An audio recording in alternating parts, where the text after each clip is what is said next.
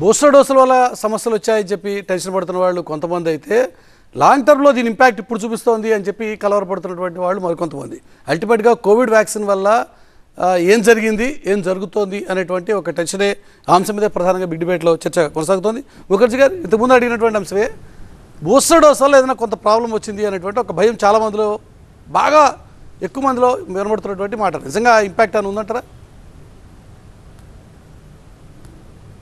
అంటే మీరు అడిగిన రెండు ప్రశ్నలకు సమాధానం చెప్తాను మళ్ళీ. ఫస్ట్ బూస్టర్ డోస్ గురించి వస్తే, మనకి బూస్టర్ డోస్ గురించి ఎందుకు ఎక్కువ అనుమానం వస్తుందంటే, బూస్టర్ డోస్ తీసుకునేటప్పటికి మనకి మెయిన్ అన్ని మరణాలు తగ్గిపోయినాయి కోవిడ్లో. అప్పుడు అన్నంత ఎక్కువ మరణాలు లేవు.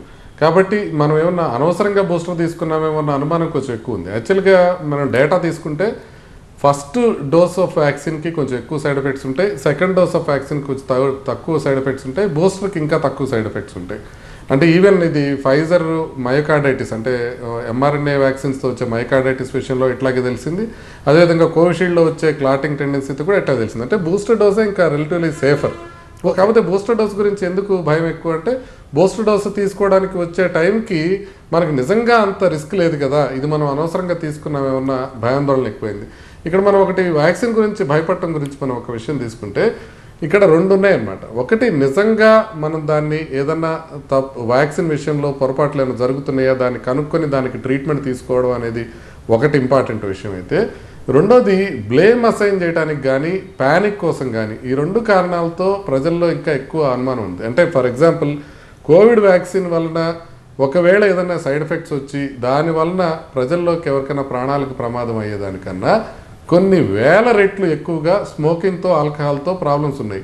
బట్ మనం యాక్టివ్గా ఇంకా స్మోకర్స్ ఇంకా పెరుగుతూనే ఉన్నారు, ఆల్కహాల్ తీసుకునే వాళ్ళ సంఖ్య ఇంకా పెరుగుతూనే ఉంది. అంటే తెలిసి తీసుకునే వాళ్ళు ఇంకా ఎక్కువ మంది ఉన్నారు. కాబట్టి కోవిడ్ గురించిన విషయంలో మనకి ఖచ్చితమైన ఇన్ఫర్మేషన్ వస్తే అప్పుడు మనం బ్లేమ్ అసైన్ చేయడానికి ఛాన్స్ ఉంటుంది. ఇప్పుడు మీరు ఇంకొకటి, సడన్గా చచ్చిపోతున్న వాళ్ళ సంగతి, ఇప్పుడు ఎక్కువ మంది మన కళ్ళ ముందే చచ్చిపోతున్నారు కదా అని చాలా ఇంపార్టెంట్ ప్రశ్న. దీన్ని కేవలం అడ్రస్ చేయాల్సిన అవసరం ఉంది. ఆస్ట్రేలియా ఖచ్చితంగా కోవిడ్ అకౌంట్ లో చేస్తున్నారు చాలా మంది. వచ్చిన ప్రాబ్లం అంటే ఇది అల్టిమేట్ గా కోవిడ్ అకౌంట్ లోకి పోతుంది. ఈ ఆస్ట్రేలియా పరిశోధన చూస్తే మనకు బాగా తెలుస్తుంది అనమాట. అంటే 10 నుంచి 35 ఏళ్ల లోపల వయసులో ఉన్న వాళ్ళు సడన్గా ఎంతమంది చచ్చిపోతున్నారు అనేది ఆస్ట్రేలియాలో లెక్కేయటం జరిగింది. ఇది 2023 ఏప్రిల్ జర్నల్లో జర్నల్ ఆఫ్ ఇంటర్నల్ మెడిసిన్లో పబ్లిష్ అయింది. వీళ్ళు ఏం చేశారంటే, ఎంతమంది ఒక టైం పీరియడ్ తీసుకొని వాళ్ళు 10 నుంచి 35 ఏళ్ల లోపల ఎంతమంది చచ్చిపోతున్నారంటే వాళ్ళు ఎంతమంది కనిపెట్టారంటే 1925 మంది సడన్ కార్డియాక్ డెత్తో చచ్చిపోయారని కనిపెట్టారు. అయితే ఇక్కడ మనకి ట్విస్ట్ ఏంటంటే, ఈ చచ్చిపోయిన వాళ్ళందరూ 2000 నుంచి 2016 ఇయర్స్ లోపల చనిపోయిన వాళ్ళు అనమాట. అంటే 2000 నుంచి 2016 సంవత్సరం లోపల సుమారుగా ఒక 1900 మంది 10 నుంచి 35 ఏళ్ళ వాళ్ళు ఆస్ట్రేలియాలో మాత్రమే చనిపోవడం జరిగింది.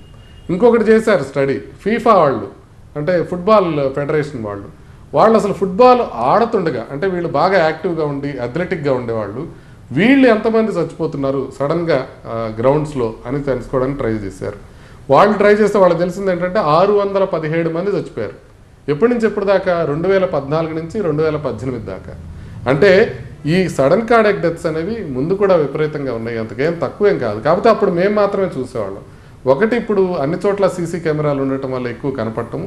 రెండోది, కోవిడ్ సందర్భంగా మనకి రిస్క్ ఫ్యాక్టర్స్ విపరీతంగా పెరిగిపోవటం. అంటే మనకి స్మోకింగ్తో పాటుగా ఆహారం విషయంలో మార్పులు రావటం, ఎక్సర్సైజ్ తగ్గిపోవటం, మానసిక ఒత్తిడి అందరికీ విపరీతంగా పెరిగిపోవటం, ఈ కారణాల వల్ల ఇంకా సడన్ డెత్స్ ఇంకా ఫర్దర్ పెరుగుతుండొచ్చు. అయితే ప్రతిదీ వ్యాక్సిన్, మీరు అన్నట్టు ప్రతిదీ వ్యాక్సిన్ కింద వేసేస్తుంటే మనకి నిజంగా మనం మాడిఫై చేయగలిగినవి, అంటే మన స్మోకింగ్ కావచ్చు, మన ఆహారపు అలవాట్లు కావచ్చు, మనం తీసుకోవాల్సిన ఎక్సర్సైజ్ కావచ్చు, చాలా వినడానికి చాలా వినసొంపుగా ఉండవు. అంటే మీరు రోజు ఎక్సర్సైజ్ చేయండి అని చెప్తే వినసొంపుగా ఉండదు.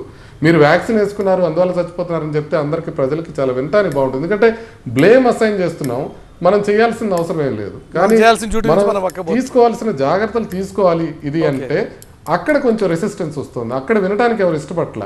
కానీ ఎక్కువ మంది చనిపోతుంది స్టిల్ స్మోకింగ్ కావచ్చు, ఆల్కహాల్ కావచ్చు, ఆహారపు అలవాట్లు కావచ్చు, వ్యాయామం లేకపోవడం కావచ్చు, విపరీతమైన మానసిక ఒత్తిడి కావచ్చు, అధిక కాల్షియం వల్ల కావచ్చు, వీటి వల్ల ఎక్కువ చనిపోతున్నారు అనేది మనం ఒకసారి ఐడెంటిఫై చేస్తే దానికి సంబంధించి ప్రివెంటివ్ యాక్షన్ తీసుకోవడానికి బాగుంటుంది.